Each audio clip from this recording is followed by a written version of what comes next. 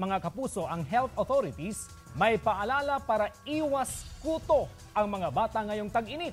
Yan ang balitang tinutukan live ni Alfie Tulagan.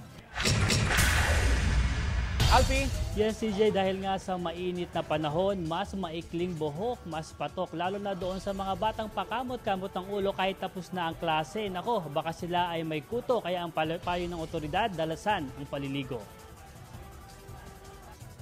Marami raw ang nagpapagupit ngayong mainit ang panahon ayon sa mga barbero sa Lingayen, Pangasinan. Ngayong araw, mga batang nagpa-semi-calvo raw ang ginupitan ni Manong Alan. Ilan daw sa kanyang ginupitan, may mga kuto.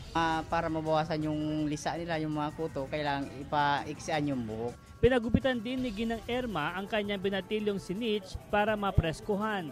Gusto niya lang magpainit kasi maano daw, naiinitan. Ayon sa Provincial Health Office, mas dumarami ang mga kuto kapag lagi nakababad sa init ng araw. Dumadami din po ang kuto no ng mga ito pong mga bata no. Kaya ang isa po talaga sinasabi namin, i-improve talaga po nila yung kanilang personal hygiene kung saan itong mga ganitong panahon ng tag-init ay nagpapagupit po sila talaga. Payo ng PHO, dalasan ang paliligo at magpagupit ng maiksi. Ang kuto ay nakakadala po ng sakit po ng anemia kasi po ang feeding niya is sa dugo at the same time resulta din po talaga ng poor hygiene. CJ, dito naman tayo ngayon sa isang barbershop sa Dagupan City para naman kumustahin natin kung marami na rin ba mga nagpapagupit na mga bata dito sa barbershop nila. Kausapin natin itong isa sa mga barbero nila, si Manong Obet. Manong Obet, magandang hapon. Unang-una, marami na ho ba nagpapagupit ngayon, lalo na yung mga bata dahil mainit yung panahon? Sa panahon ngayon, talagang maraming nagpapagupit ng bata, nagpapa-semi-calvo or ang papaiksin ng buhok kasi sa panahon talagang tag-init talaga at maraming kutong naalis.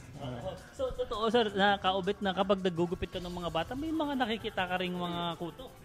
Talaga marami talaga. Mostly mga bata na nagpapagupit na nakikita namin na talagang naalis yung mga kuto nila sa panahon ngayon na tag-init. So, ano yung pwede mong maibigyan na payo doon sa mga bukod dito sa pagpapagupit ng maikli? May iba ka bang tips para din na hindi lumala yung kuto ng mga bata?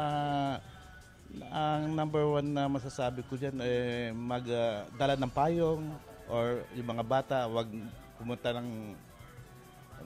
pumunta sa labas, sa mainit para hindi sila makakuto. Hindi dapat ma-expose sa sobrang init ng panahon. Maraming salamat ka, Obet. At syempre, dahil nga sa mainit na panahon, pinapayuhan pa rin ang ating mga kapuso na dalasan yung paliligo kung maaari 2 beses sa loob ng isang araw. CJ? Magpa-semical ka na rin, Alfie Tulagan, pero okay lang kasi wala ka namang kuto eh. Maraming salamat, Alfie Tulagan.